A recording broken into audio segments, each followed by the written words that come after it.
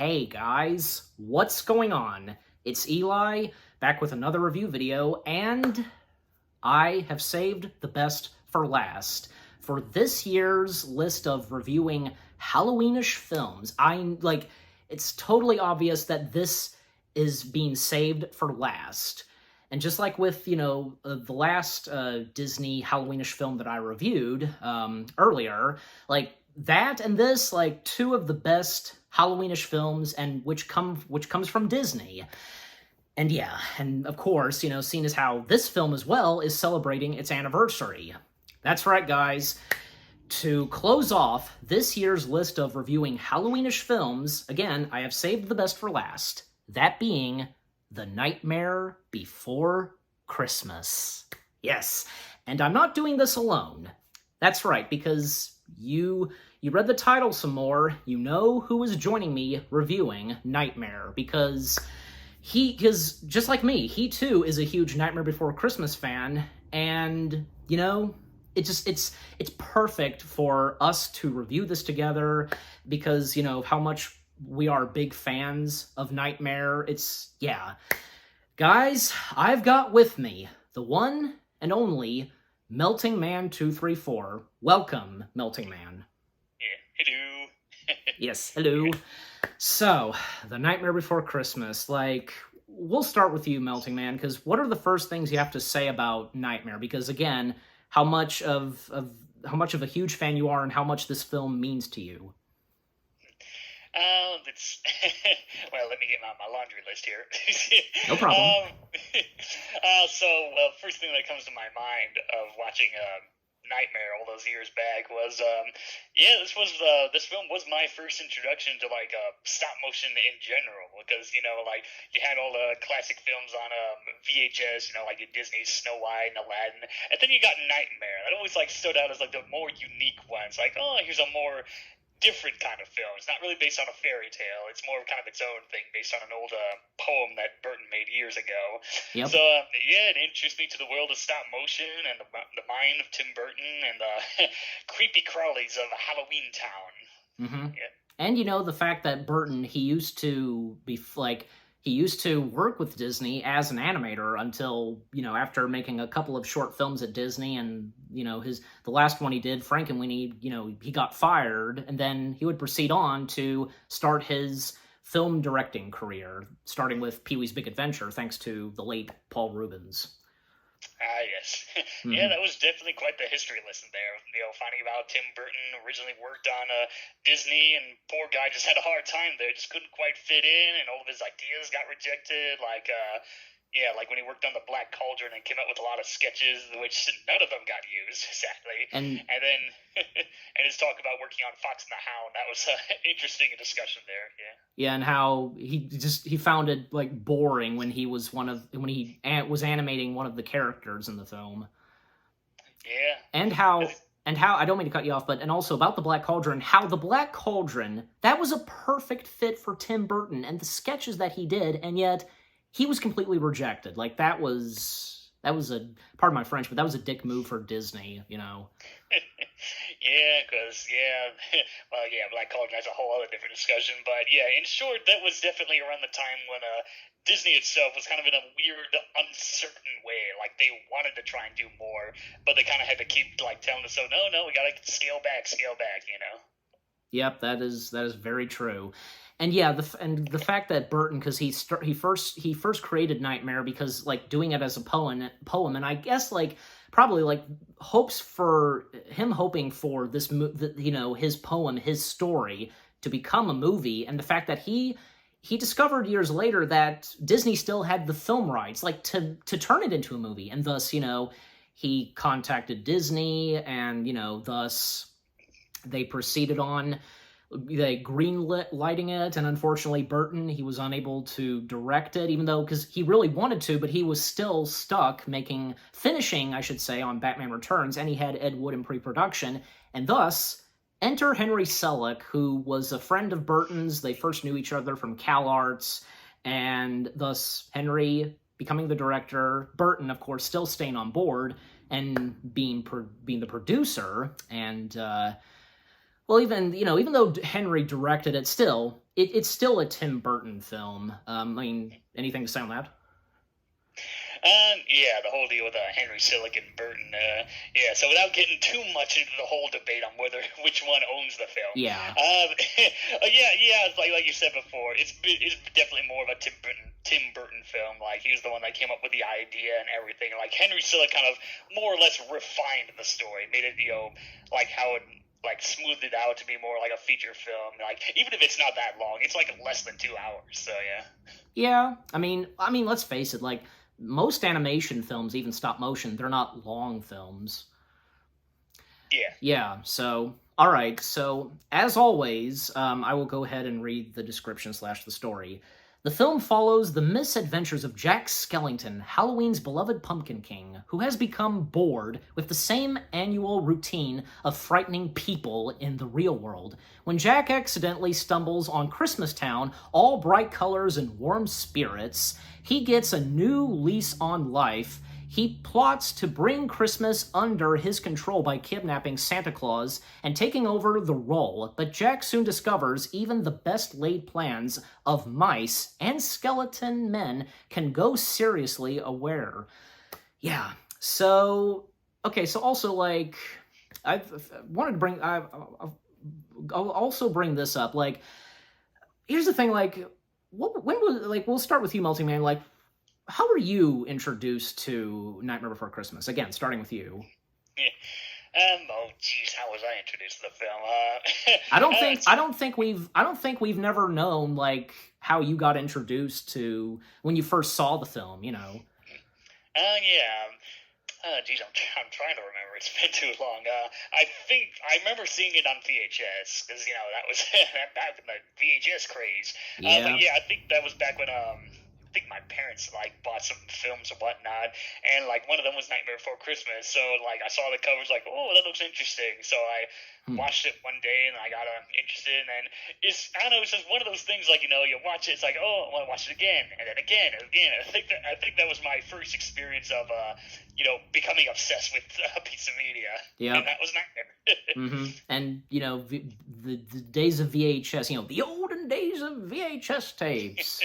Golly, because funny enough, I think a few years ago, Hallmark actually made an ornament that's a nice little replica of the Nightmare Before Christmas VHS like shell casing and the tape and everything, and I was like, oh, I gotta buy it. So much nostalgia. Yeah, I feel like I have seen something like that before, where merchandise would have.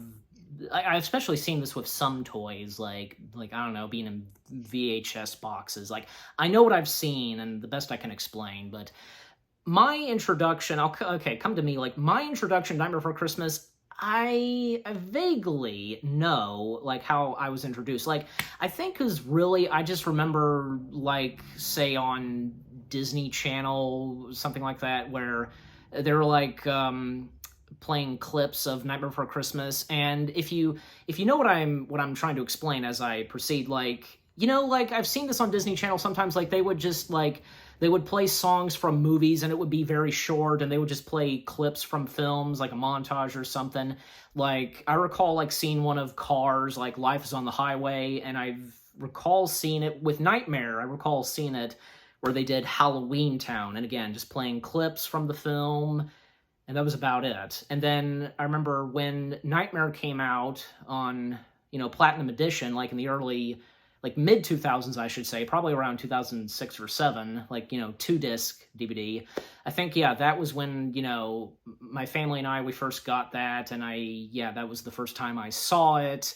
And of course, after quite a while, I started to get attached to this film and just falling in love with it instantly, and as of today, becoming a huge fan of Nightmare. So that was my introduction to Nightmare. And by the way, about Melting Man, because, fun fact, probably for any of you that follow Melting Man probably know this, that, because he was born the year that the film came out, 1993, and that is something for you, isn't it? Yeah, and that's the reason why I have an unhealthy obsession for this film. Yeah, me too, a little bit, so. I mean, a film like Nightmare, so, but. Yeah. All right. So about the film, like, and the story, because yeah, with Jack, and as I read, like, Jack, because Jack basically having a midlife crisis, and he's getting tired of doing the same old routines every Halloween, and he wants a change in Halloween Town and so on. Even like all the Halloween Town citizens, they have no problem with doing the same thing over and over again, especially like that one moment where like the mayor announces, like our winners, our first award goes to the vampires and so on. But let's like the citizens of Halloween Town, I tell you, because Tim Burton, like his style of character designs and so on, just amazing. And I know you, Melting Man, because you have a couple of favorites, and those are the Melting Man and the Hanging Tree, correct? Yeah, my username and back in my really old YouTube videos, yeah, I had the character as kind of my old icon, like not really like PNG YouTuber. I don't think that was a thing back then, but yeah, I kind of had that character icon there in some of my older videos, and that's what like inspired the username. So that's why. And then yeah, Hanging Tree, I just like the cool designs. I mean, come on, it's a walking, talking tree with a bunch of dead guys hanging on his branches. That's quite the design there. Yeah. But yeah, there's a couple of other favorites like the Cyclops or the Harlequin Demon, and yeah, that's another thing I really liked about this film. Like the citizens of Halloween Town, there's like so much design and variety. Like there's you don't really see the same kind of character twice. They all just have their unique designs, their own little quirks and everything. Yeah, you have a good point. And even like say some of the citizens of Halloween Town that get less of an appearance, they always seem to be the best ones. The cool looking ones. Yeah, like when you watch the film so many times as I have, yeah, I can notice that like certain really obscure like random civilians that only show up in like one scene or so. Like when I could think of it, it's like, oh yeah, the freaking Grim Reaper shows up in the town meeting hall, or like the original Frankenstein's monster. He's kind of hidden at the end of This Is Halloween. Yeah. Huh. Yeah, I was thinking of Death, the Grim Reaper. In fact, there was another character right next to the Grim Reaper that was holding an apple. Do you know which one I'm talking about? Yeah, like she's holding some kind of like apple or potion. So I don't know, like, oh, maybe that's just Burton's take on the old hag from Snow White, or it's just another witch that's different from the two witch sisters. That's what I was thinking of. Like maybe it's Tim Burton's version of the old hag from Snow White. Maybe, well, probably not Disney's, but from the story of Snow White itself. But who really knows? And by the way, because you mentioned Melting Man and the Hanging Tree, because they're two of your top favorites, and the fact that they only have like for each of them, like both of them, they only have one line, and that's in the song "This Is Halloween." Yeah. Yeah, Melting Man's all, slightly green, and then Hanging Tree's all, everybody scream. And the skeletons, singing "In Our Town of Halloween." Yeah. Yeah. Not much good time in the films, but hey, at least they got to have some spotlight moments in the video games. Yeah, that's right, because when the video games happened, and for me, because like my favorite citizens of Halloween Town, like from yours and to mine, like the Harlequin Demon is one of my favorites. I also like I like the Cyclops. I think is in there. The werewolf is as well. I think Behemoth, but that's about it. Yeah, Behemoth is a pretty popular reoccurring citizen. Yeah. Mm-hmm. Yeah, Bunny. So had to quote that line, both of us. But yeah, and yeah, so and talking about This Is Halloween, like the songs are so memorable in this film, written and scored, and the movie itself being scored and composed by Danny Elfman, and even he established this as when he was working on Nightmare, he stated that it was one of the easiest jobs that he had, but I'm pretty sure, I feel like he stated that it is one of his favorites, but but also Edward Scissorhands was another one of Burton's that was his favorite. And if you would know about this, Melting Man, because I swear I feel like that Nightmare is one of his favorites that he did aside from Edward Scissorhands. Yeah, I think it is one of his favorites. I know in some of like the behind the scenes and commentaries, he talked about how at first they didn't really have much of a script for the film, and they kind of worked like, okay, we'll do the song first to get an idea, and then work from there, that kind of thing. And so that kind of explains how the film unintentionally, in some ways, ended up becoming a musical. And yeah, and it's thanks to the songs. Yeah. The songs are what made Nightmare what it is today. Yeah, but the song numbers, like from This Is Halloween, Jack's Limit, and What's This? Do you have a favorite song from the film? Oh, jeez. There's too many to pick from. I know, it is. Yeah, like, well, This Is Halloween. Yeah, that's an obvious given. It's such a classic. Absolutely. I also like What's This? That has a nice energetic energy. And then, of course, there's the, Oogie Boogie song. Oh, yeah. Yep. I like those too. I also like Jack's Limit. Like, for me, I can actually, easily, remember the lyrics to that song. But continuing with the film, because, Jack stumbling upon Christmas Town, and, another thing is because, even as Jack sings in his first song number, Jack's Limit, because, again, how he talks about how, because, he's having a midlife crisis and how he's getting tired of this, and even when he's saying, if they only understood, here's the thing. It's clear that in this film, the smartest characters in Halloween Town, those in Halloween Town that are the smartest ones, are Jack and Sally, don't you think? Yeah. Yeah, because I think one of the screenwriters for the film, or someone kind of described how Sally is like the heart of the film, and Jack's kind of like the brains or whatever it was. Yeah. Mm-hmm. And even though he's trying his best to understand what Christmas is, and Sally, she too is having a midlife crisis because, as she says, Jack, I know how you feel. Do you remember what her midlife crisis was? Well, basically, she's being held hostage by her creator, Dr. Finkelstein. Right. Is trapped in that laboratory, doesn't want her to go out into the world and explore and experience that kind of thing. Yeah, he just wants her to, serve soup and all that. Yeah, and the fact that, he even says, I made you with my own hands. Yeah. So, yeah. And by the way, the cast of characters, because this film had a great cast, from Danny Elfman, he's... I'm looking at it on the IMDb page, he's literally the first one that's listed. He is the singing voice of Jack, and Chris Sarandon doing the speaking voice of Jack. The thing is, Chris can sing, but, in the final film, it's Danny Elfman's singing voice. Do you think, maybe it would have been nice if we heard Chris Sarandon singing, or Danny Elfman is perfect being the singing voice? Yeah, I think Danny Elfman's fine. Although in some ways it's kind of it's singing, but it's kind of like a speaking singing in some areas. But yeah, if you want Chris Sarandon singing as Jack, then look no further than Oogie's Revenge if you want some of that. That's right, because that was Chris singing as Jack in the game, right? Yeah, I'm pretty sure that was him singing. Yeah. It'd have to be, because I don't recall scene where Danny Elfman came back and did the singing voice. So yeah, he wasn't involved in that game now. No. And Catherine O'Hara voicing Sally, and also voicing another character, which, until we get to them, the late William Hickey voicing Dr. Finkelstein. A lot of people would remember him best from Christmas Vacation, and he was also in another film called The Puppet Master, and one of his last films that he did was Mouse Hunt.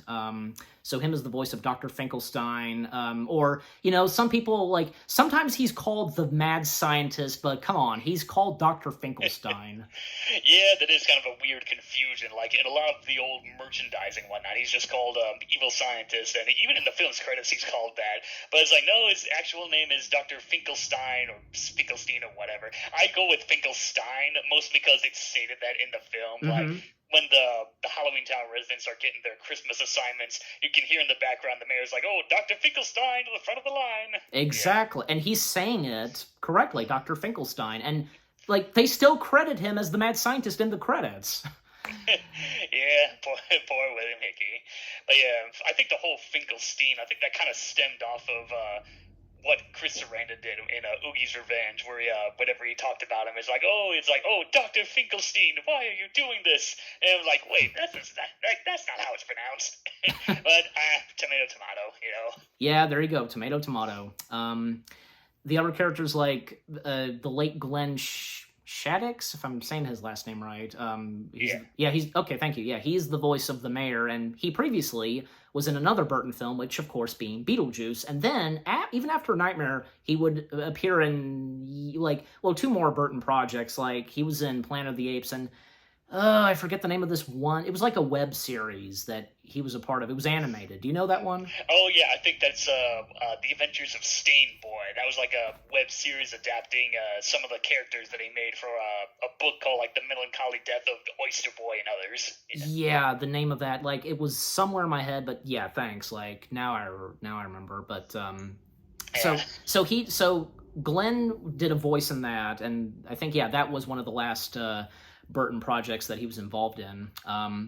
So like Jack, he discovers Christmas Town, of course, that song number, What's This? And I tell you, because like the film's like version of like the North Pole, basically, like technically it is supposed to be the North Pole, even though it's called Christmas Town. Very colorful and very pretty and like all Christmassy and so on. And it's it's amazing because Jack just roaming around, and how, because you think that like he would be spotted by the elves and such. In fact, like I feel like because everybody in Christmas Town should be aware about the other holidays and the towns because of the doors. In fact, Santa, of course, is well aware of Halloween Town and Jack Skellington. So. Yeah, I guess just back then they didn't know that there existed like a bunch of random trees or doorways that lead to other holiday worlds. Yeah. In fact, because Jack, because it was the first time for him that he discovered those doors, and it just leaves you wondering because what the other holiday towns look like from Thanksgiving and St. Patrick's Day. Yeah. So. Yeah, it's surprising. Like with all the nightmare media we've had over the years, they don't really delve into much of the other holiday worlds. I think the only one that actually did that was a novel called Long Live the Pumpkin Queen, and that was like another attempt to do a sequel to the film, and we get like little glimpses of the other holiday worlds that Sally visits. Nice.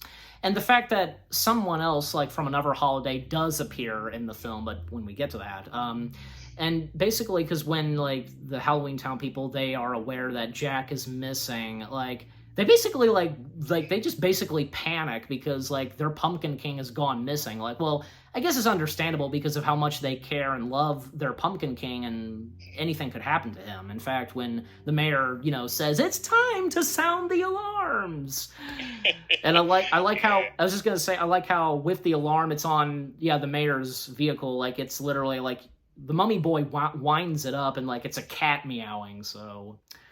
Yeah, it's a cat hood ornament that also acts as a siren. Yeah. Yep, and a moment with Sally like making Dr. Finkelstein's soup, and how once again she's planning to put deadly nightshade in it, and one infamous moment of what she puts in the soup, like I have to bring it up, the frog's breath can. Yeah, that was a funny moment, and what we see of Sally, because it must be very powerful. So. Yeah, she's like, too bitter. Yeah. Where's that Wormsworth? Yeah. And so, Jack comes back, and he basically took a lot of stuff, from Christmas Town and the town meeting sequence, and that song number. Like, do you remember the name of that song number at the town meeting? I think it's just called the town meeting song. Okay, but in that one, because Jack, he is doing his very best to explain to the Halloween Town folks / citizens what Christmas is about, and and he does so, like, this is the thing called a present. The whole thing starts with a box, and all the Halloween Town citizens just like questioning, like, is it filled with a pox, or yeah, they only think on Halloween Town logic. Like they think there's something like spooky or slimy, and Jack's like, no, it's like just nice gifts or festive stuff. Yeah, they're just not quite understanding it. No, because it shows that the citizens of Halloween Town, aside from Jack and Sally, that they're not the smart ones. Yeah. Because of how they're so connected to Halloween and stuff like that. And, you know, and throughout the film still, because Jack, like, trying to understand more about Christmas, the logic, and everything like that, even when, say, well, at one point, Dr. Finkelstein, he locked up Sally in her room, like, you know, basically, like, I guess you could say it's like Dr. Finkelstein putting Sally on a timeout. Yeah, you poisoned me for the last time, you wretched girl. Yep, and Jack... Right after that is Jack coming in and asking to borrow some equipment, and that scene, the montage of him experimenting on Christmas stuff. In fact, like the deleted scene of that, there was more to it, and you know, if they wanted to, they could have put that in, because even as Henry Selick established, some of the best gags, and they were like, unfortunately, having to be cut out because of time and, like, you know. There's like one moment like where he takes a lick of the candy cane. It's funny because it just when he pulls it out, it just turns into a noodle. Yeah, because the extended version, it kind of explains like where he got that candy cane. Like, oh, it came from Zero's bowl. Yeah, and how he did like he was like cutting paper, making a snowflake, but all he does is what he makes. How it turns out, I should say, is a spider web and a spider. Yeah, that's always great. Yeah. And even like one other gag that was cut where he draws Santa on a piece of on a chalkboard, does a flip, and it's and as Jack calls him and to the citizens of Halloween Town, Santy Claus, and it's literally a picture of Santa like with like lobster claws and stuff like that. Yeah, so he only saw the guy as a silhouette. So, and with his first experience in Christmas Town, he kind of gets a few details wrong. Like, oh, it's Santy Claus, and he's like puts on his reindeer sleigh on. Yeah. Yep. And there's in a moment where Sally, like, she delivers Jack something. Do you know what that was all about? Like, what Sally was delivering to Jack? I think she was just delivering Jack some treats because of how he pretty much locked himself up in that tower trying to understand Christmas. So she's trying to be nice, giving her like some there's like a dish of like a dead fish bone. There's a bottle. I think there's also like salt and pepper shakers there. Yeah. Mm-hmm. We do have that. We can even sense that and see because Sally clearly because Sally, she has a crush on Jack.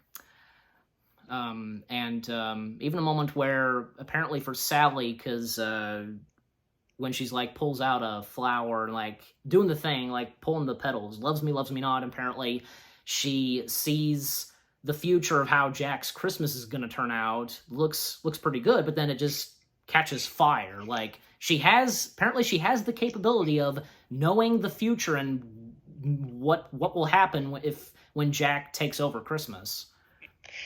Yeah, she like suddenly has this power of this premonition of seeing what might happen. So it's not really explained in the film, but it does lead into like fan theories, like she was like originally a witch or some other kind of powers and all that stuff. Yeah, exactly. And then we get another song number.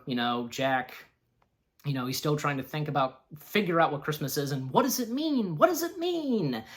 And then, at that moment, at the end of the song, he decides that, as he says to the citizens, this year Christmas will be ours! And thus, they plan on taking over Christmas for this year. And, of course, we get that sequence where, the citizens of Halloween Town in line and Jack giving them assignments. And, and as we brought up, Dr. Finkelstein being called into the front. And then we get the introduction of the three mischievous trick-or-treaters of Halloween Town.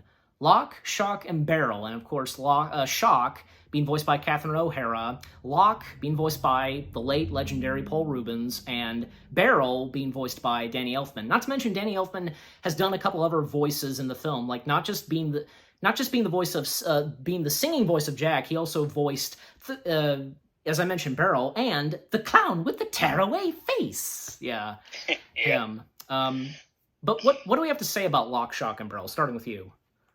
There's something. Just very mischievous kids that go around doing, you know, like mischievous kid stuff.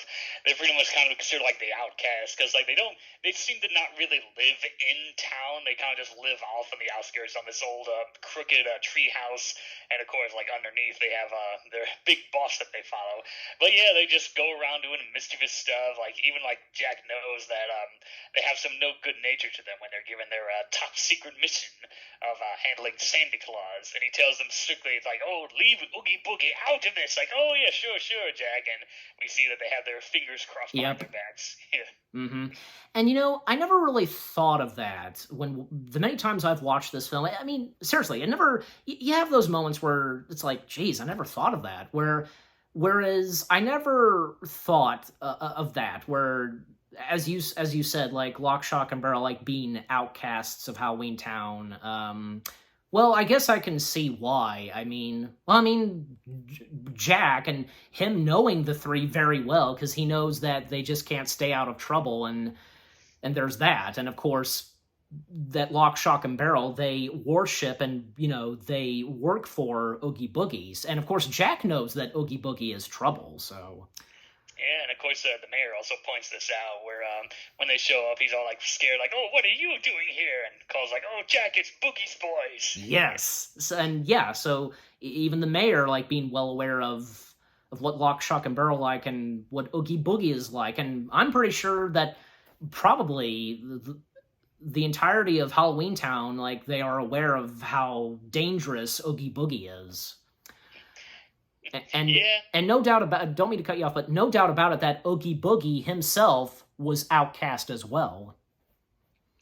Yeah, there's been these kind of Oogie's kind of kept more as a mystery in some ways in this film. Like there are some other medias that try to give some kind of explanation, like obviously like one of the video games, the Game Boy Advance game, kind of gives like, oh, he was trying to bring on Bug Day, and then of course there was the recent new prequel idea, Battle for Pumpkin King, where it reveals that Jack and Oogie used to be friends when they were younger, and then the competitive sides got the better of them and all that.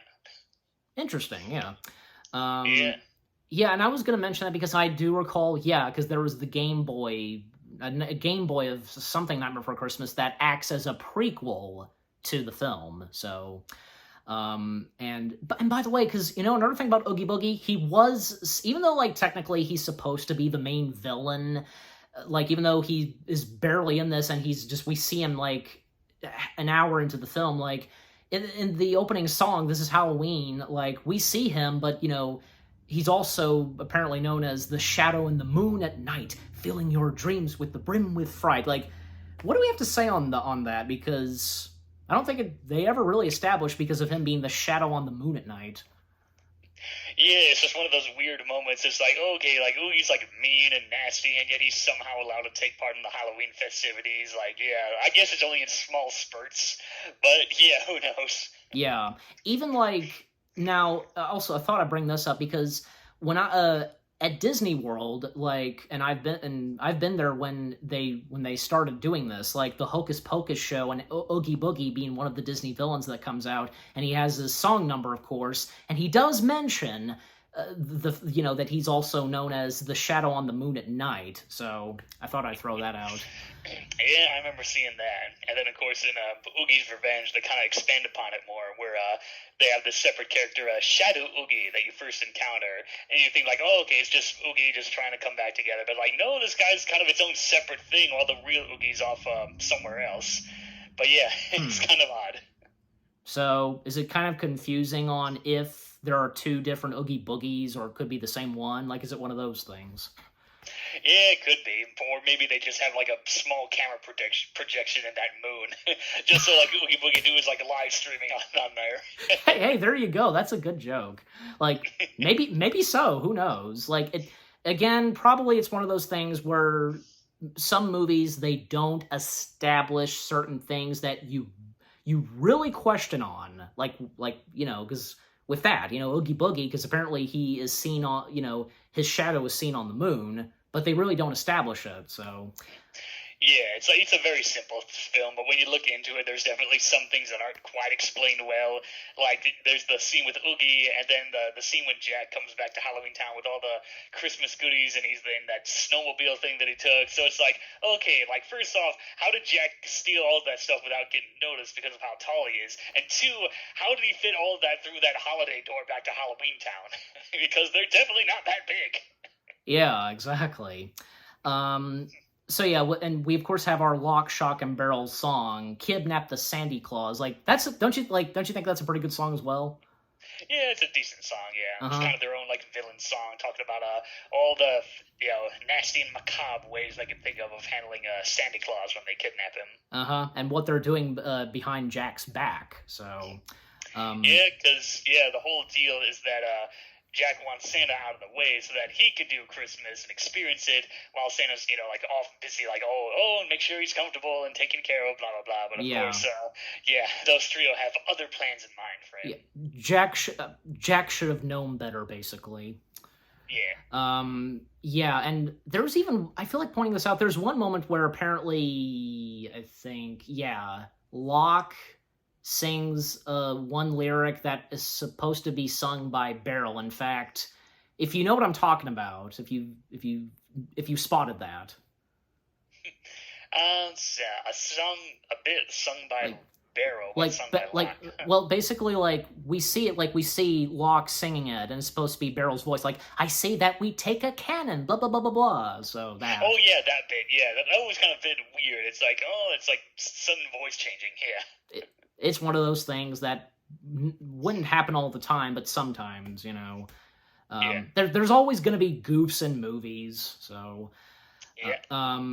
so of course they head off to fetch Sandy Claus, and of course Oogie, of course, hearing about this, and we don't see him in person yet, but we still see his shadow, and of course up to when like we see like the rest of the citizens of Halloween Town receiving their assignments, and when it comes to like after like that Halloween Town band, like their attempt on like playing Christmas tunes, and Sally, like her assignment is to make Jack, his very own Christmas Sandy Claus outfit and so on. And Sally she's just doing the best she can to warn Jack that this is a bad idea and so on. But Jack, like he's trying to assure Sally that, that his Christmas is filled with laughter and joy. Like, he can't see it, obviously. Like, he doesn't know what to expect yet. Like, he's just doing his best, and he hopes that his Christmas could be just like, say, what he saw in Christmas Town. So, Yeah, his whole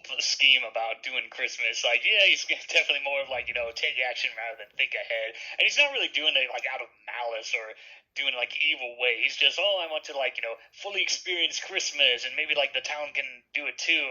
And he's just kind of just blindly kind of like this fun obsession, like, oh yeah, I want to have some fun doing this kind of thing. Yeah. yep. And after Sally, Behemoth receiving a nutcracker, and one of the infamous scenes in the film, and I, of course, had to save this and talk about this because of, as I mentioned, somebody from another holiday town showing up, and that being where Lock, Shock, and Barrel, well, Jack thinking that they got Santa, but nope, they got the Easter Bunny. Yeah.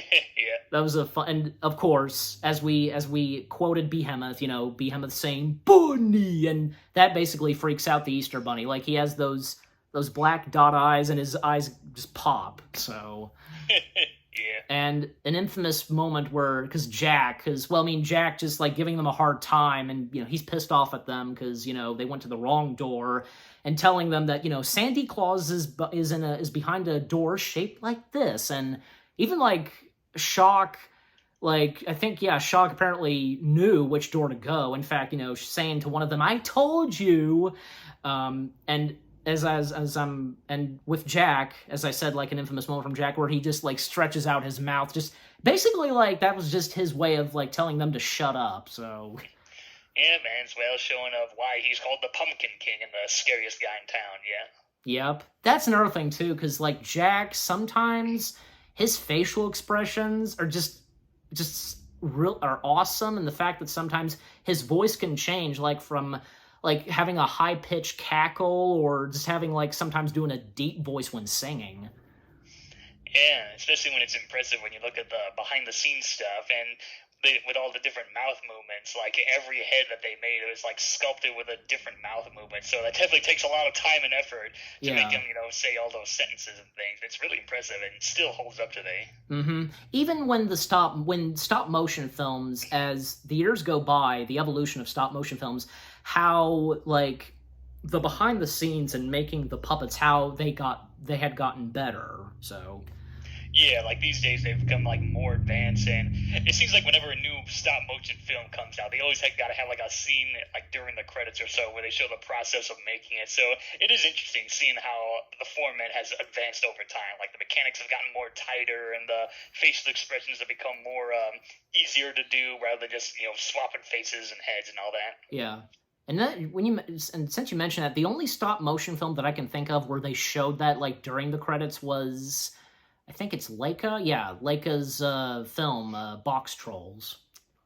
Yeah, there's box trolls and was it Paranorman? They did that with I think that was an after the credits moment where they show off how the puppet was made. Yeah. Yeah, and and then box trolls. Yeah, they also had another scene where after the credits they had the the former henchmen are talking about like life and like, oh, you think someone's controlling us, and then it kind of cuts to like the real world where like the animators are like it's kind of this like fast paced sped up film with they're animating the characters while they're talking. And that's the joke. So Yeah. But I forgot about that. I almost forgot about that. That Paranorman had that as well. But anyways, so back on Nightmare.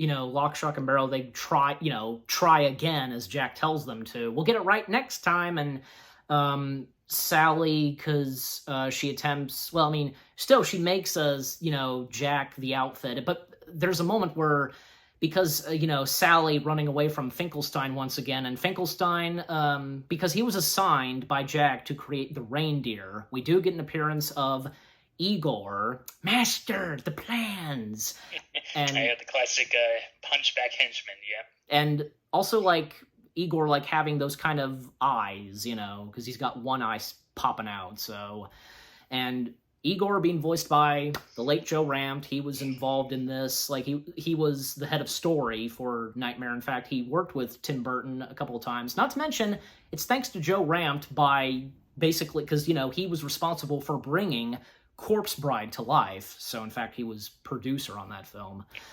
Yep, I know they had a in memory of for Joe Ranft at the end of the credits. Yeah. Yep, that and Cars. So.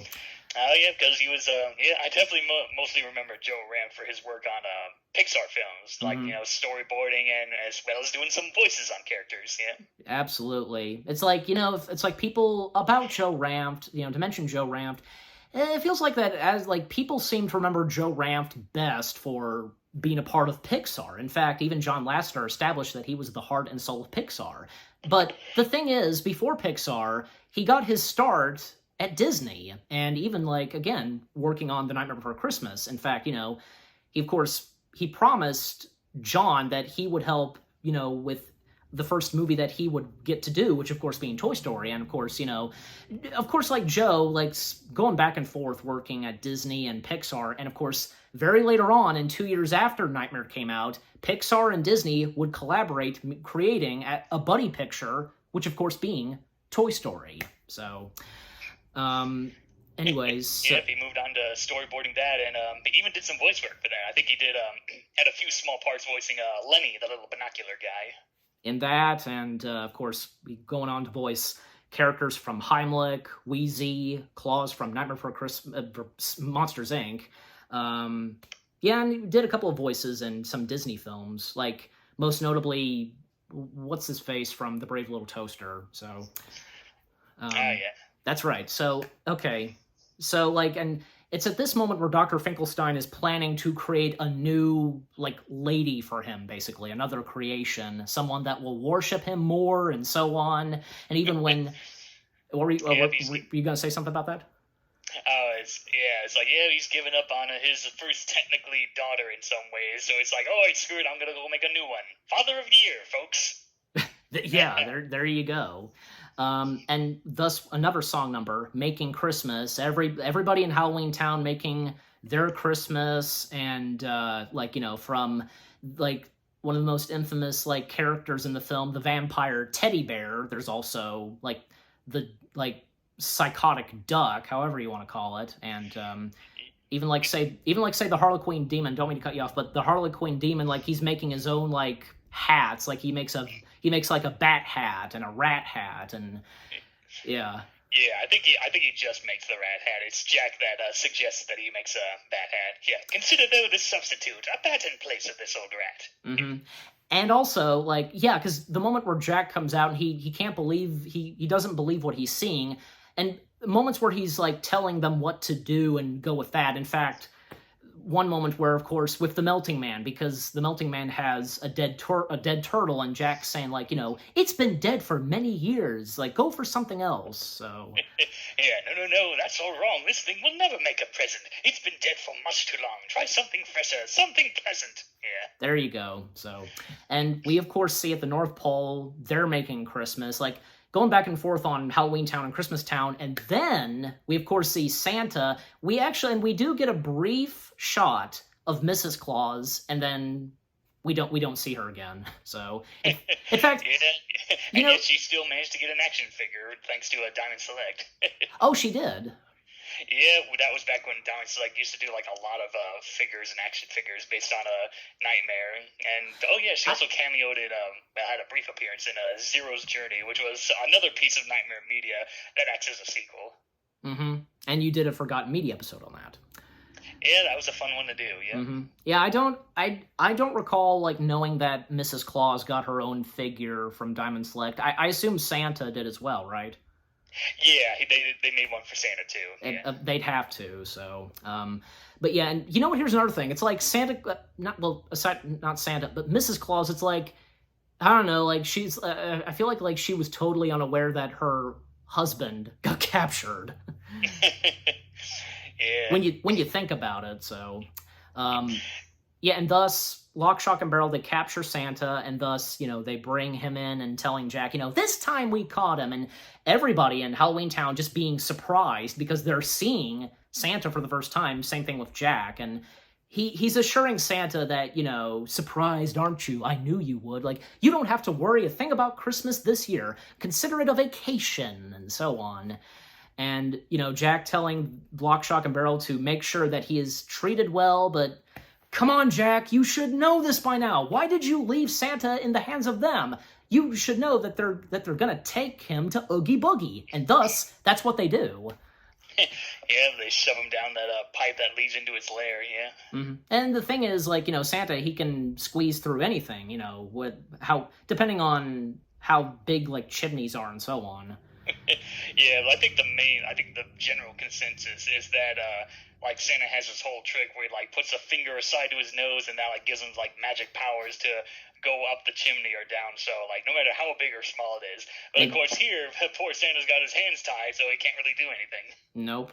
And of course, we get the introduction of Oogie Boogie and his infamous song. Yeah. And the fact that it's so amazing, still to this day, how they used black lighting for that song number, and the fact that the black lighting, because, you know, with it hitting on Oogie Boogie, and how, most infamously, you know, him being green. Yeah, that is interesting, yeah. Yeah, but his actual color, of course, being like regular, like, I want to say, like, sheet coloring, you know. Yeah, kind of a brown canvas kind of deal. Uh-huh.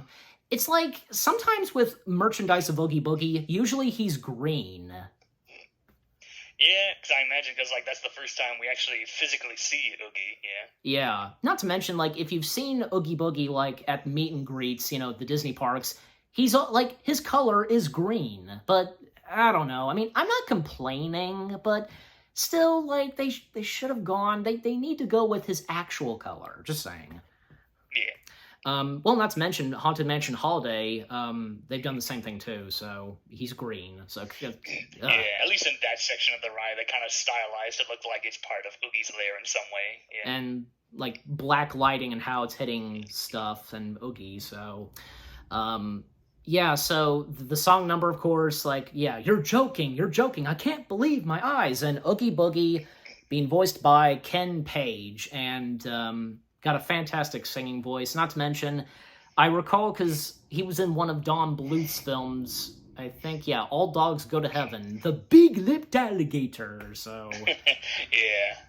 yeah, if you recall that, so. Yeah, I know he was more of a guy that was kind of more for like the theatrics and theater acting, but he has done a few other roles like Oogie and the alligator. And another thing that surprised me was he played the walrus in an old series that Disney did called Adventures in Wonderland. It's kind of a very 80s, 90s kind of show. But yeah, he plays the walrus, which is like a more friendlier take on the guy. But funny enough, there is an episode where he actually does say like, "Well, what have we here?" Oh, he actually says that. Yeah, it's pretty funny. What a coincidence. And yeah. And what a coincidence, because how Ken Page, he's done something, that's Tim Burton, and the fact that Tim Burton would many years later do something Alice in Wonderland. Yeah. Yep. So the evening where Jack is preparing to, go to, fly in the sky. In fact, a little bit earlier, Sally, she went back into Dr. Finkelstein's tower, took some of that, like, fog juice. Yeah. And she caught a glimpse of Finkelstein building his new creation. And the fact is he took part of his brain out and put it in his new creation, like kissing his brain, and it closes, the top of the head closes on his lips. We'll have conversations worth having. We'll have conversations worth having. So, and so, like, Sally pouring in the fog juice, and we, of course, see, thus, Jack as Santa Jack, as he's called. Even, like, say, with anything merchandise where he's dressed as Santa Claus, he's always called Santa Jack, so might as well just call him Santa Jack. Yeah. Uh-huh. And when the fog hits, like, yeah, it seems like Christmas is ruined. In fact, oh gosh, because even like Corpse Kid, because the Corpse family, the Corpse Kid, like, actually, because he has no eyes, and the fact that he's literally crying with tears. Yeah. There goes Christmas. Yeah. I also like how, because we were talking about this earlier, like how the citizens of Halloween Town, like, they only have, like, 1 or 2 lines. I think the Cyclops might have had 2 lines, maybe 1 for singing, but, like, regular talking, because when one of the vampire brothers say, this fog is as thick as jelly brains, as the Cyclops says, yeah. Yeah. And Zero stepping in, because if you've noticed about Zero, he has, like, a pumpkin glowing nose, and thus his nose glowing, and Jack, saying, my, what a bright light, the better to light my way to the head of the team, Zero, and thus. Yeah. So basically, Zero is the ghost of Rudolph the Red-Nosed Reindeer. Mm-hmm. And you know what? Here's another thing, like, the effect of Zero, like, obviously, because it's like Pepper's ghost, and how Pepper's ghost is used in this film, and for Zero, it's still amazing. They pulled it off really well. Oh yeah. Mm-hmm. And we didn't really talk about Zero that much. Like, do you have anything to say on Zero the Ghost Dog? I like Zero. He's a cute little companion for Jack. Yeah, love the design and everything. Yeah. Because if I recall, Zero is one of my mom's favorite characters from Nightmare Before Christmas. Like, who wouldn't love Zero? So yeah, he's faithful companion and cute and all. Yeah. Yeah. And then, of course, Sally, she has her own song number. And about Sally's song number, I swear I've heard from some people, I think even including Nostalgia Critic, what he had to say about Sally's Son. Like, I feel like it's mixed, like, they like it, but it's like, do you know what I'm talking about, and do you have anything to say on that? Yeah, Sally's song's kind of a mixed thing, some like it, the tone and stuff. Others think it kind of slows the film down. Like, I think Danny Elfman mentioned once that was like one of the last songs that he did for the film, and it was one of the hardest ones to come up with. Oh, okay. Well, knowing Danny Elfman, he did his very best for Sally's song, and you know what? I have no problem with it. What about you?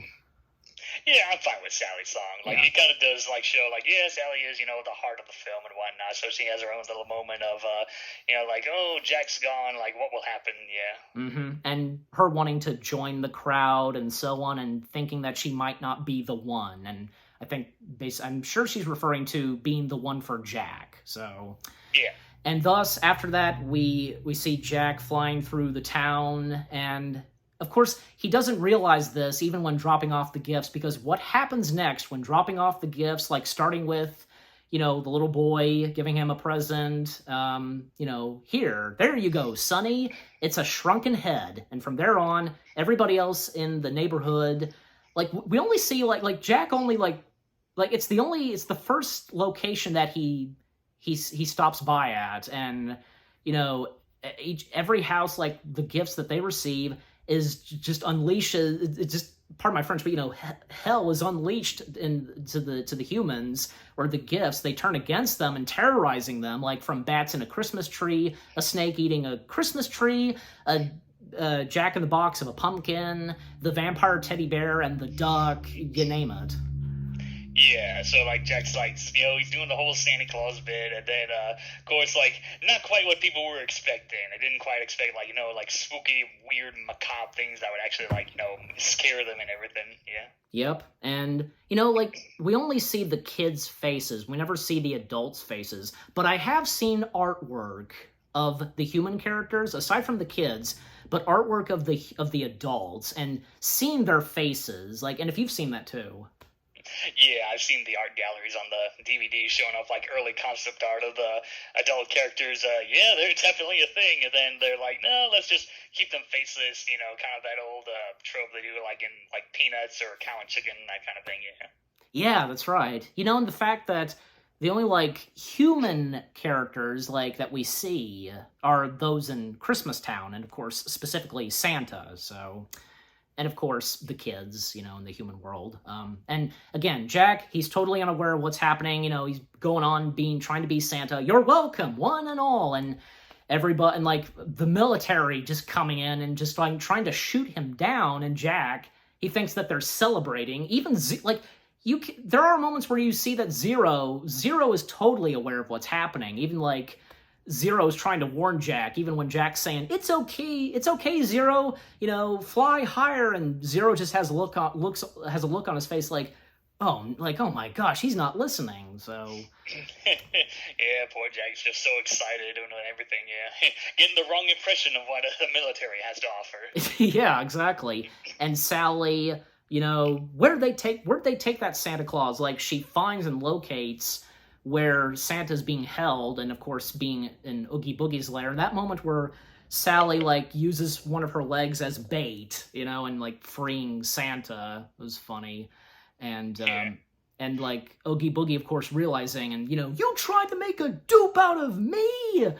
And, like, even, like, I forget, like, what is it that he does again? Like, he's, like vacuuming or something, like... Yeah, he kind of does like a Kirby move where he does like this big inhale that, like, drags Santa and Sally back into his lair, which I guess, like, in some ways, like, the whole rescue mission kind of feels a bit pointless. Like, even if Oogie Boogie was distracted that long enough, how was Santa gonna fit through those bars? Like, that looks like a very small window that Sally was trying to get him through. Well, I mean, lock, shock, and barrel, they forced him down that tube, so knowing Santa... Yeah, that's true. Yeah. Mm-hmm. And then up to when one of the military cannons, I want to say, fires on Santa Jack's sleigh, and Jack finally gets the point, and saying they're trying to hit us. And when another one hits, well, his sleigh goes down, and so does Jack, and shouting, Merry Christmas to one and all before he, falls to his demise. And the citizens of Halloween Town, they think that their Pumpkin King is dead. I want to say, like, it is a sad moment, don't you think? Yeah, it's a pretty sad moment, especially when the mayor's in his hearse and tearfully giving out the news of Jack passing away. Mm-hmm. And the thing about the mayor, we didn't talk about the mayor that much, especially the fact that the mayor has two different faces, one happy and one sad. And apparently, I think it's obvious that his two faces, they have their own personalities. Yeah, so it's pretty much it's a literal like interpretation of like, oh, the two-faced politician, hoo hoo, that kind of thing. Yeah, and the fact that the sad face of the mayor, as he establishes that, I knew this Christmas thing was a bad idea. I felt it in my gut. So apparently, yeah, the sad face of the mayor, knew that Jack's Christmas thing was a bad idea.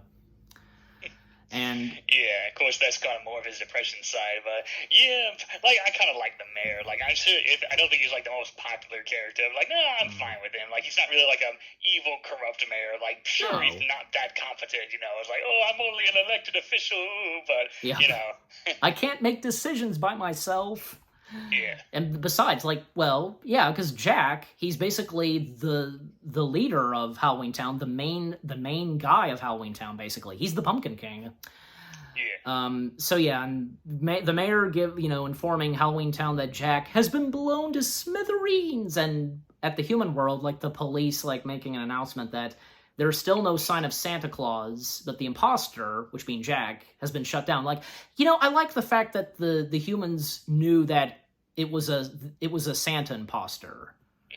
Yeah, or the fact that Santa Claus is real, but it was the '90s, back in a more simpler time, so it was kind of nice, the adults actually announcing, oh, Santa is still missing, yeah. Mm-hmm. Because apparently in the film, the humans are aware that Santa is real, so yeah, and thus another song number, Poor Jack, a very emotional song. It's sad at the beginning, but then as it proceeds, Jack, he is a reborn skeleton and, realizes that, Halloween is his thing, and the fact that he is the Pumpkin King.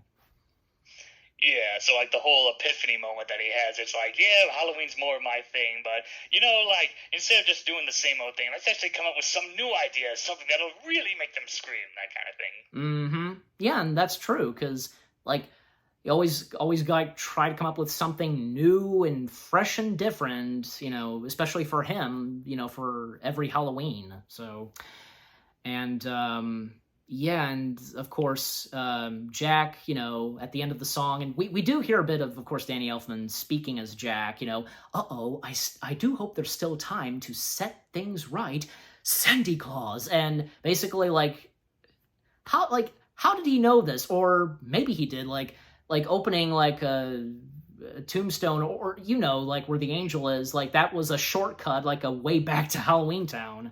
Yeah, it's never quite explained in the film. Although I think in Long Live the Pumpkin King, they kind of try and explain how the holiday creatures enter the real world by different methods. So it's oh, Halloween Town, it's the gravestones. Oh, it's Christmas, it's through the skies, and that kind of thing.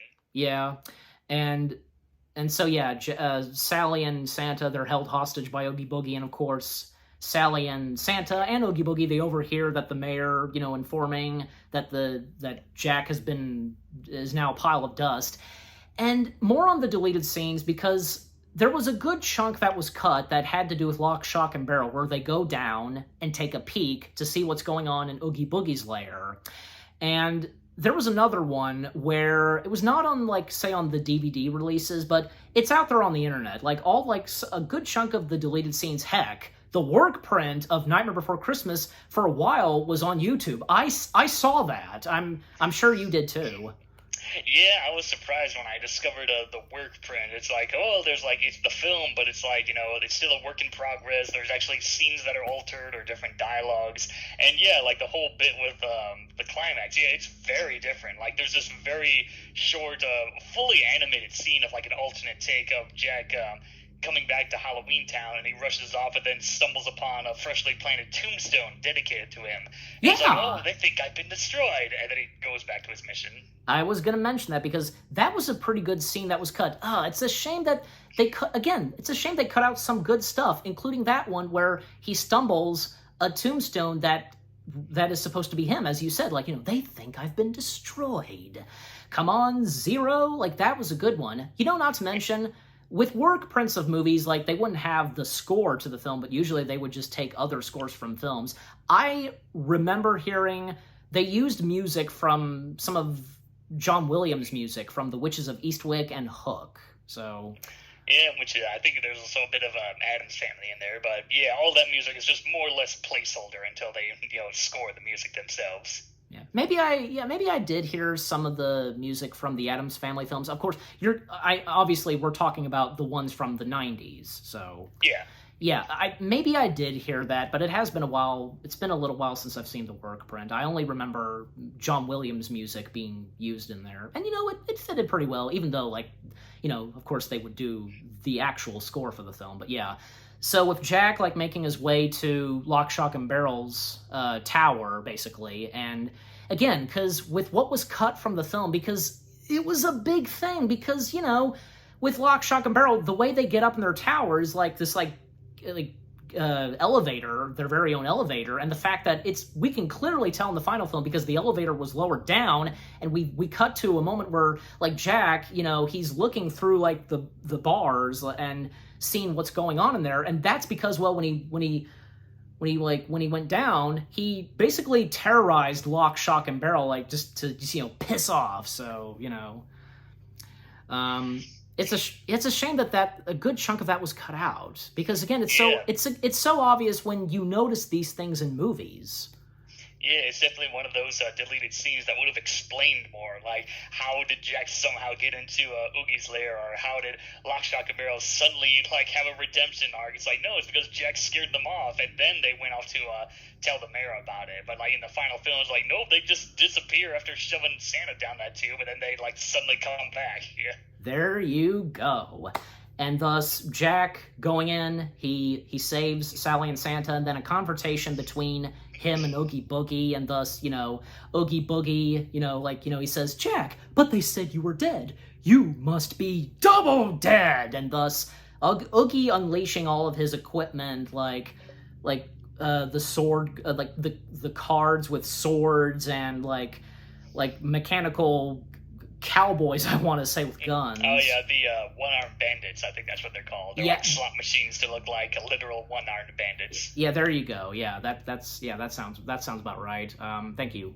And thus, and besides, it's not really that long of like, say, a battle between Jack and Oogie, because, well, Jack, when he avoids all the stuff that Oogie unleashes on him, well, Oogie about to, flee, and so long, Jack. And of course, Jack, what he says to Oogie, how dare you treat my friends so shamefully. A piece of string was hanging from Oogie. He pulls it off, and thus revealing what's under Oogie's cloth, which being bugs. Yeah. And by the way, the alternate defeat of Oogie, and you know about this, where actually there were a couple. I'll go ahead and mention this one. Like, there was one where actually Santa and Sally were involved in this, where they tricked Oogie's bugs to like chase after Jack, and in like that with those spikes, you know what I'm talking about? Yeah, they so like in that original, or one of the versions, where Jack scares Oogie and knocks him into his own cauldron or boiling pot, and then he goes off to free Sally and Santa, but then Oogie comes back saying, oh, king or no king, nobody steals my lunch, and then he just unleashes his entire innards, which is being a swarm of bugs, and while Jack's running around, Sally and Santa make a dummy of Jack and place him in this Iron Maiden, and tricks the bugs to go in there and they lock him up. Yeah, absolutely. So there's that. And the other one, the most infamous one, in fact, this one I recall hearing that Tim Burton had a fit over this one. And the original reveal of Oogie, yeah. And that being Dr. Finkelstein was Oogie Boogie all the time. Yeah, so it definitely does create some kind of like plot holes there. Like, okay, like his whole deal, like, oh, I wanted to teach Sally a lesson she'd never forget. It's like, okay, then what was your beef against Santa? Like, why were you trying to like cook him into that pot or anything? Yeah. Yeah, like, what was the point of that? There was no point of that. I don't know, but thankfully that didn't make it into the final film. And besides, Finkelstein just being Finkelstein, and specifically Oogie Boogie being his own character. So, Yeah. Yeah, and like the bugs like falling down into the like pit of lava, I want to say, yeah, and the last bug remaining, and of course Santa. It's fitting that Santa is the one that kills the last remaining bug from Oogie, and Jack wholeheartedly apologizing to Santa, and yeah, Santa, like, he doesn't forgive Jack. He doesn't really say that he forgives him, but he kind of like sets Jack straight. The next time you get the urge to take someone over someone else's holiday, I'd listen to her. And of course, he's referring to Sally, because yeah, Jack should have listened to Sally the whole time, because again, Sally was warning Jack the whole time. So even though Jack, he was trying his very best to understand Christmas and thought that he would succeed, bringing happy and joy to the people of Christmas. So yeah, so like Jack's not really a villain about taking over Christmas. No. He's just more misguided. Yeah. Exactly, he's misguided and he's misunderstood. So yeah. Even though he is one of the only few citizens of Halloween Town that is smart, and alongside with Sally, still as we established, he's misunderstood. And what was the word you said? Misguided. Misguided, thank you, yeah. Misguided / misunderstood, yeah. And thus, like Jack saying, I hope there's still time to fix Christmas, as Santa says. Of course there is. I'm Santa Claus. And yeah, because Santa gets the job done easily, and we thus see, because how quick he is, like, bringing Christmas to everybody, swapping the gifts that the Halloween Town citizens did with the actual, like, Christmas gifts. And a little, like, talk between Jack and Sally, like, Jack is flattered that Sally did this for him, like, to save Santa and so on. And Lock, Shock, and Barrel coming in, and as we established, because, well, Lock, Shock, and Barrel being aware that Jack is all right, and they informed the mayor, and thus, using a rope, grab a hold, my boy, and the news reporter talking about Santa's return, Jack returning to Halloween Town. And by the way, did you ever notice, like, a gate that opens, like, is there, like, a crow that's, like, the gate guard or something? Yeah, there's some kind of, like, crow or bird type of creature that's that's always near the gate. Like, it's very, if you rewatch the film a couple of times and you watch, like, that little building next to the gate, you'll see there's, like, a gatekeeper that's like, okay, so, like, that's the guy that, like, operates the gate so that they open and close, yeah. Yeah, even though, like, we barely see the gatekeeper, like, opening and closing the gate, we can kind of tell, like, I think I can kind of tell, like, when watching the film, like, it has to be some kind of bird, like, say, a crow, and that's what it is, so. Yeah, I remember back then, for some reason, I thought it was a pterodactyl. I guess it was just the gray coloring it had, but, yeah. A pterodactyl? Yeah, I know. It's like the bird face and pterodactyl was just the first thing that popped into my head for some reason. Well, I mean, pterodactyls and crows, they have long beaks. So, so, and we get a couple more song numbers, like, another rendition of Halloween Town, basically. And, Jack's okay, blah, blah, blah. And I like how when Santa does show up, like, it's very nice and fitting. Santa says, Happy Halloween, and Jack, and being voiced by Chris Sarandon, getting the last speaking line, saying Merry Christmas, and basically Santa brought Christmas to Halloween Town. They have snow, and don't you think, like, I guess that's kind of Santa's way of forgiving Jack, don't you think? Yeah, like, Jack kind of knew, like, Jack wasn't trying to be evil. He just wanted, like, the citizens of Halloween Town to experience, like, the joys of Christmas. So it's like, all right, I'll be nice and, bring snow to Halloween Town, because apparently it never snows there. There you go. And apparently, like, I think I found this out, like, Santa did forgive Jack later on, like, in Oogie's Revenge. Yeah, like the ending to Oogie's Revenge, where he manages to take care of Christmas while Jack goes off and defeats the Mega Oogie, and Jack's like, forgive me for causing you trouble again. No, Jack, this time I owe you my gratitude. Yeah. Yeah. And one more, and another edition of What's This? And, the citizens of Halloween Town experiencing Christmas for the first time with snow falling down. And another deleted scene that was cut, like, the Vampire Brothers, they were playing, like, hockey. Originally, it was supposed to be a head that resembled Tim Burton, but it was replaced with a jack-o'-lantern. Thought I'd throw that out. Yeah, just a fun little alternate take on that brief scene. Yeah. Mm-hmm. You know what else? You know something else, like the Oogie Boogie song, like, a little chunk of it was cut, like one that was storyboard, like Oogie was dancing with bugs, but another one that was fully animated. It was a shadow dance with Oogie Boogie, and I'm pretty sure like that is in the soundtrack, but it was cut in the film itself. Yeah, the soundtrack version gives us the full song that shows like where those deleted bits would have been in. So like the whole like, oh, I just want to make a special batch of snake and spider stew. So Yep. that section kind of adds a little more context of what exactly Oogie was planning to do with Santa. Yes, and speaking of the soundtrack, Patrick Stewart, or should I say Sir Patrick Stewart, even though he wasn't Sir at the time, he was originally going to be the narrator for the film. But I don't know, because I think even as a nostalgia critic established, like the ending narration of Patrick Stewart's version, like the aftermath of the film and how Jack and Sally, they had skeleton children of them. Like, do you have anything to say on that? Yeah, that was an interesting deleted epilogue in some ways.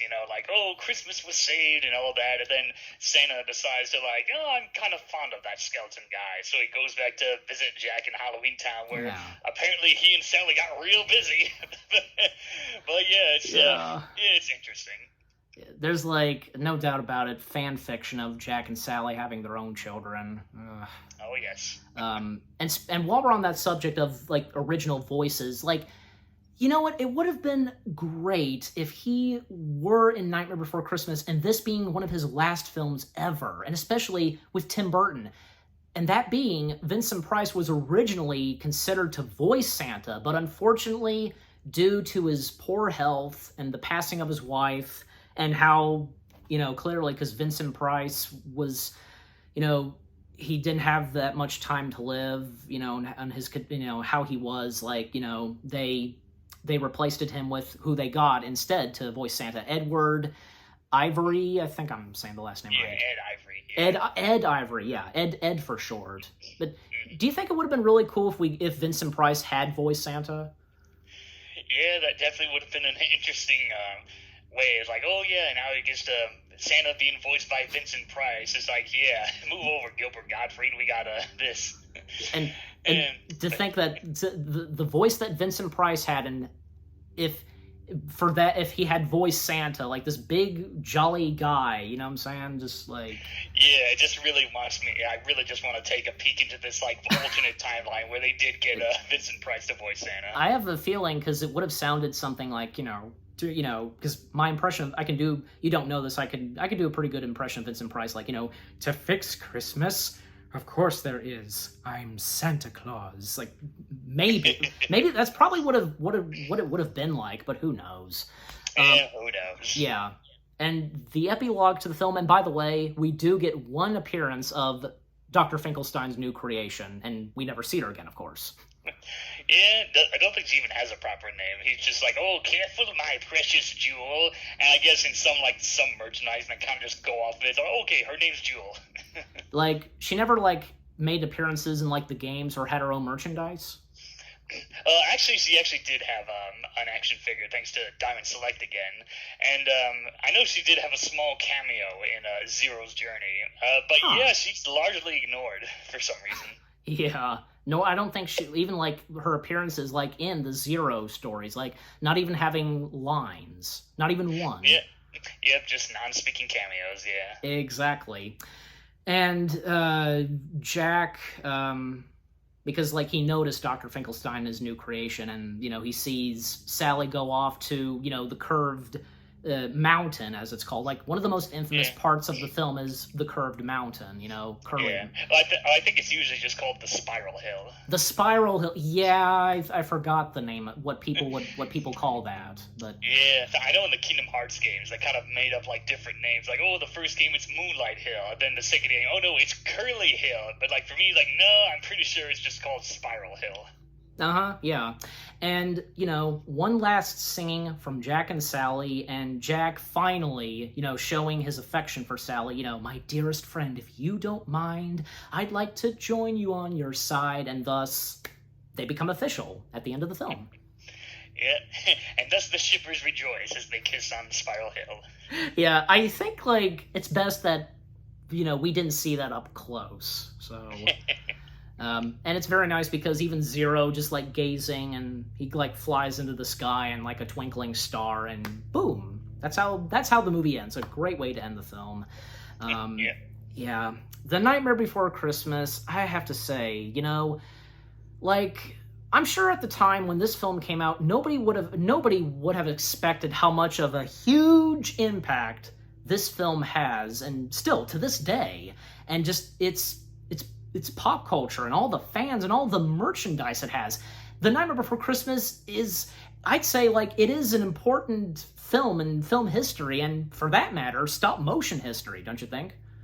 Oh, yes, yeah, very important with the stop-motion history and all that, yeah. Mm-hmm. And they're really, like, I guess even at that time, not that many stop-motion films, especially for something like this, so... yeah, back then it was all, like, CG, well, yeah, it was mostly, like, traditional animated and live-action, like, maybe some stop-motion here and there, but yeah. Like, stop-motion films back in those days, like, well, I mean, because... there was Will Vinton's film, The Adventures of Mark Twain, and a couple others. Well, and especially most notably, like, stop-motion stuff on TV. Most notably, Rankin and Bass, Gumby, Wallace and Gromit, you name it. And, when Nightmare Before Christmas happened, and as the years proceeded, like, well, stop-motion films, they started to proceed, coming out more. Like, when Artman started doing movies, and, other like studios doing stop motion films, even like Disney doing a couple, like James and the Giant Peach, although it wasn't fully stop motion, there was some live action to it, but you get the whole point. So yeah, but so okay, we'll go ahead and rate this. Like, we'll start with you, Melting Man. How do you rate Nightmare Before Christmas? Oh jeez.